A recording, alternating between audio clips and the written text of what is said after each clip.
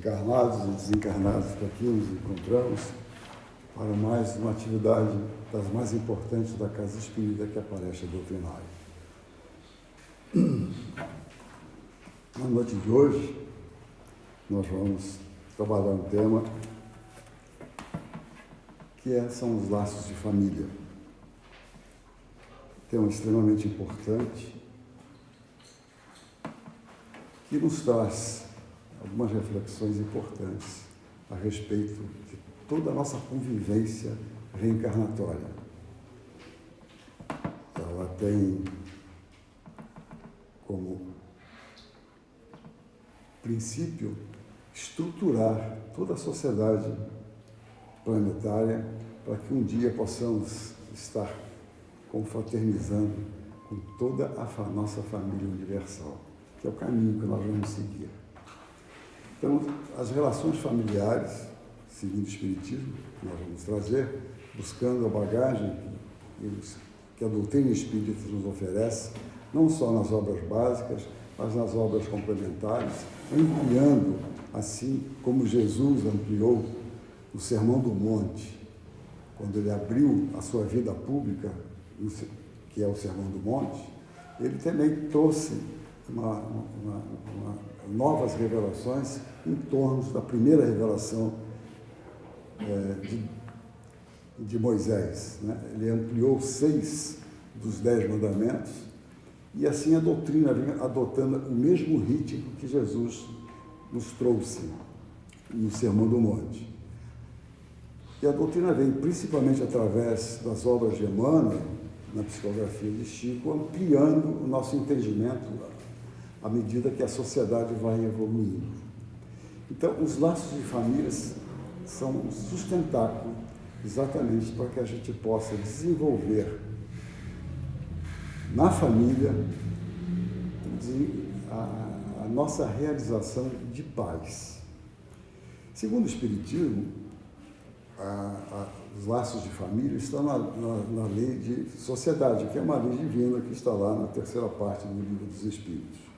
Na questão 773 do Livro dos Espíritos, há uma pergunta que a doutrina nos revela através dos espíritos superiores, dizendo o seguinte: por que razão, entre os animais, os pais e filhos deixam de se reconhecer quando estes não mais precisam de cuidados? E a resposta que os espíritos nos trazem é muito esclarecedora. Os animais vivem a vida material e não a vida moral. A ternura, a proteção da mãe, dos pais, tem por princípio o instinto de conservação. Quando estes seres podem cuidar de si mesmos, a sua tarefa está concluída no mundo puramente animal. É por isso que ela os ampara e abandona para que possa cuidar daqueles que virão depois. Então, qual seria para a sociedade o resultado do relaxamento dos laços de família? Uma recrudescência do egoísmo. Está lá na questão 775 do Livro dos Espíritos. Porque se abandonarmos os laços de família, vivemos só para nós e não nos importamos com os outros. Então, a recrudescência do egoísmo, quando nós voltamos só para nós e não nos preocupamos com a primeira célula que nós vamos conviver no processo reencarnatório, nós estamos buscando o reforço do egoísmo em nós mesmos. A gente pode ter uma noção do que é essa questão do não dar continuidade aos laços de família, uma obra muito conhecida na doutrina, que é Memórias de Padre Germano, de Amélia Rodrigues, onde Chico Xavier, Amélia Rodrigues é a dama do espiritismo da Espanha, e essa é a vida de Padre Germano, que alguns dizem que depois veio como Curadar, na codificação espírita. E na edição feita pela Federação Espírita Brasileira, Chico Xavier psicografou o último capítulo dessa obra espanhola. É muito interessante a gente ter essa leitura do Padre Germano, porque nos dá uma noção de como é que funciona toda essa mecânica de laços de família. A família é a base fundamental sobre a qual se ergue o imenso edifício da sociedade. Toda vez que a família se enfraquece, a sociedade experimenta conflitos, abalada nas suas estruturas. Joana de Ângeles diz isso em Constelação Familiar, a obra psicografada por Divaldo Franco. Por desconhecer a finalidade desta instituição, chamada família, grande parcela da humanidade duvida da sua importância, ainda temos isso. Despreza sua estrutura e desvaloriza seus laços consanguíneos afetivos. Mas a doutrina espírita alargou nossos horizontes para além da vida física e revelou-nos a vida do espírito imortal, impulsionando-nos pela lei do progresso, que é outra lei divina. Somos submetidos, assim, a vivenciar diferentes experiências no plano físico, buscando o nosso processo evolutivo, nas mais diferentes experiências e situações, para a aquisição do conhecimento. Então, o processo evolutivo é através do processo de conhecer a verdade e da mais elevada moral. Impossível evoluir sem reencarnar. E a alma que reencarna vem do mundo espiritual para progredir. O objetivo da família, a origem de sua formação, que mais tarde veremos, vamos perceber a sua finalidade. Qual é a finalidade dos laços de família? Que é estreitar as relações no convívio mais íntimo. Ensina os benfeitores espirituais, lá no Livro dos Espíritos 913, que o egoísmo é o vício mais radical e que dele deriva todo o nosso mal. Por isso que Jesus diz, na sua primeira bem-aventurança, que é a primeira virtude que temos que conquistar, bem-aventurados os pobres de espírito. Dizem os benfeitores, estudai todos os vícios, todos, e vereis que no fundo de todos eles nós vamos encontrar como base o egoísmo. Portanto, é isso que temos que trabalhar no momento evolutivo que estamos vivendo. Quem nesta vida quiser se aproximar da perfeição moral, deve extirpar do seu coração todo o sentimento do egoísmo, porque é incompatível com a justiça, o amor e a caridade. O egoísmo neutraliza todas as outras qualidades. É necessário extirpar o egoísmo que existe em nós e substituí-lo pela prática da justiça, do amor e da caridade. Deus criou a família onde a proximidade física e os laços de afetividade que trabalham na destruição deste vício, desenvolvendo a fraternidade entre nós. Na busca do progresso e da evolução, é indispensável reencarnarmos quantas vezes for necessária. E para que este retorno ao mundo material aconteça, necessitamos adquirir um novo corpo físico, que somente será possível através da união de um óvulo com um espermatozoide, dando início à formação do feto, que, desenvolvendo-se, nos colocará de volta no palco da vida. Portanto, já chegamos ao mundo físico devendo gratidão aos nossos pais biológicos pela oportunidade de regresso, como nos ensina o Evangelho segundo o Espiritismo, no capítulo 14. Os laços de sangue não estabelecem necessariamente os laços entre os espíritos. O corpo procede do corpo, mas o espírito não procede do espírito. Deus é o nosso Pai e Criador. Somos todos irmãos, filhos do mesmo Pai, Deus, porque o espírito já existia antes da formação do corpo físico. Os pais não geram o espírito do filho. fornecem apenas o envoltório corporal, mas deve ajudar seu desenvolvimento intelectual e moral para fazê-lo progredir. Esse é o nosso papel enquanto pais. Os espíritos que se reencarnam em uma mesma família, sobretudo entre parentes próximos, são mais frequentemente espíritos simpáticos, unidos por relacionamentos anteriores, que se traduzem por sua afeição durante a vida terrena. Mas pode acontecer que desses espíritos sejam completamente estranhos uns aos outros, separados por antipatias igualmente anteriores, que se traduzem também por seu antagonismo na Terra,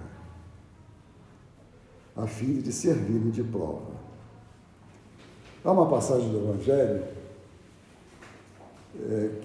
que é o Jesus e os apóstolos estavam chegando numa nova comunidade e, ao entrar nessa comunidade, encontraram um casal com um filho ainda pequeno, cego de nascença. E veja que pergunta interessante que os apóstolos fazem a Jesus. Mestre, qual deles está passando pela prova? Aquele que veio como cego ou aqueles que vieram como pais de um cego? Jesus olha para eles e diz o seguinte: nenhuma coisa nem outra. É uma prova que eles pediram para passar, para vencer.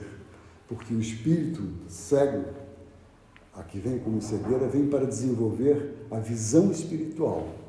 E os pais para desenvolver a fraternidade.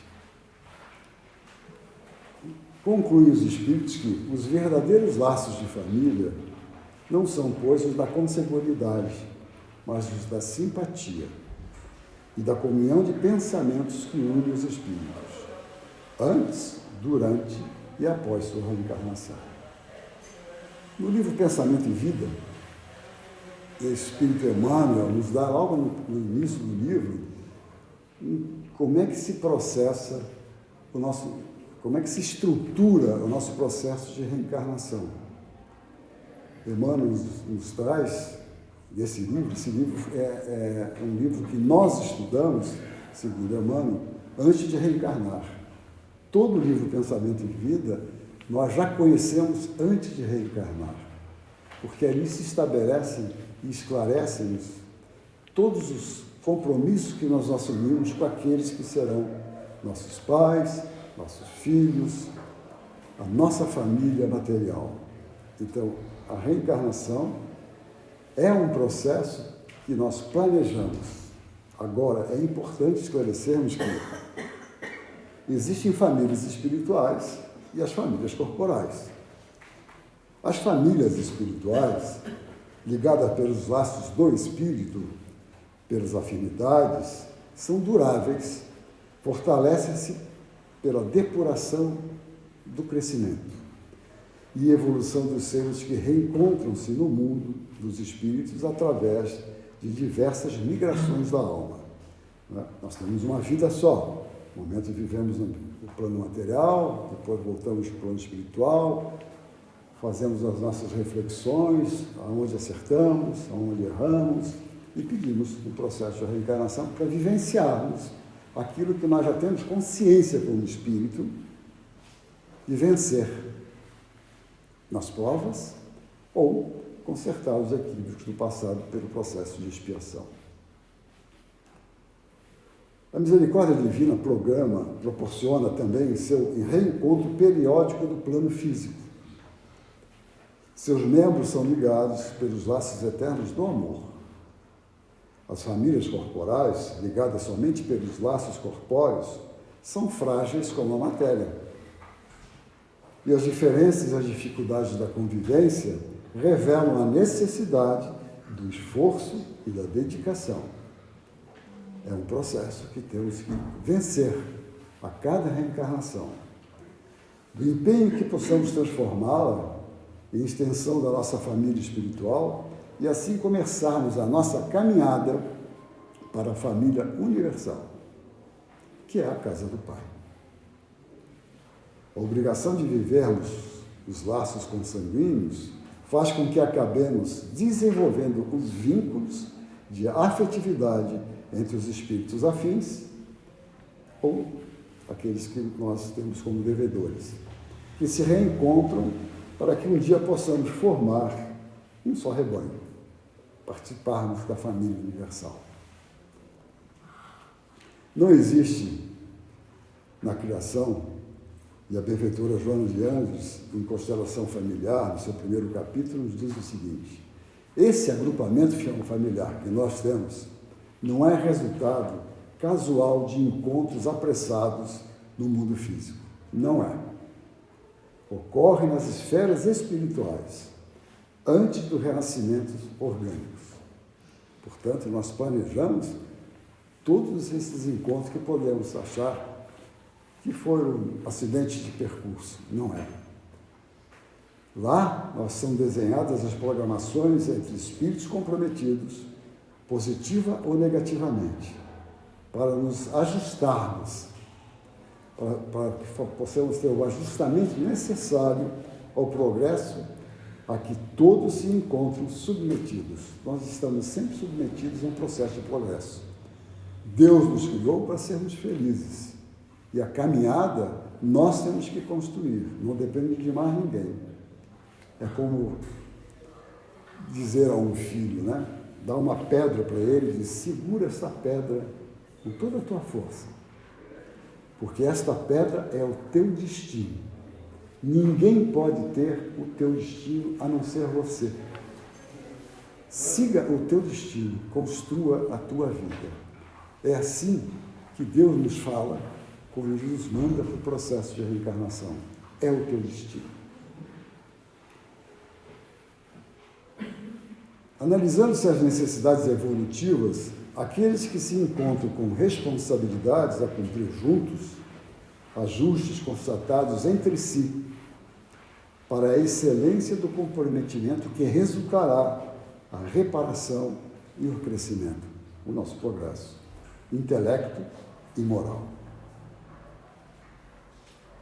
Em face dos erros do passado, facultando-se a tolerância e o perdão das ofensas como fundamentais para a aquisição da harmonia da família, que é a instituição divina, como planejamos, que antecede a essa vida física e que tem como objetivo o crescimento espiritual de todos os seus membros, todos.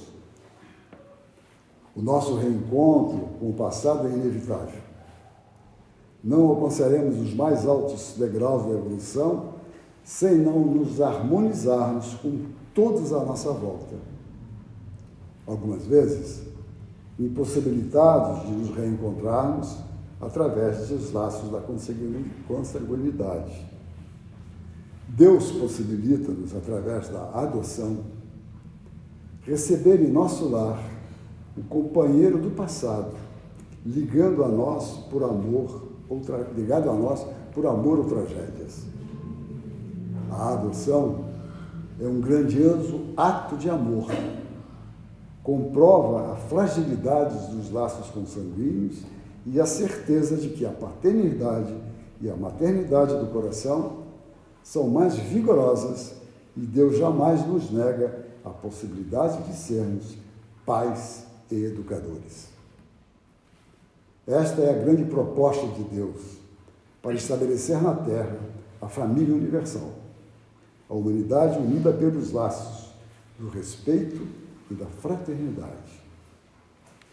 O lar é a escola que Deus criou para que pudéssemos aprender a convivência fraterna, amar de diferentes formas, amar como pais, amar como filhos, amar como enteados, como irmãos, como primos, como avós, avô, sogro, sogra, genro, nora, madrasta, padrasto e todos aqueles que a vida traz para perto de nós.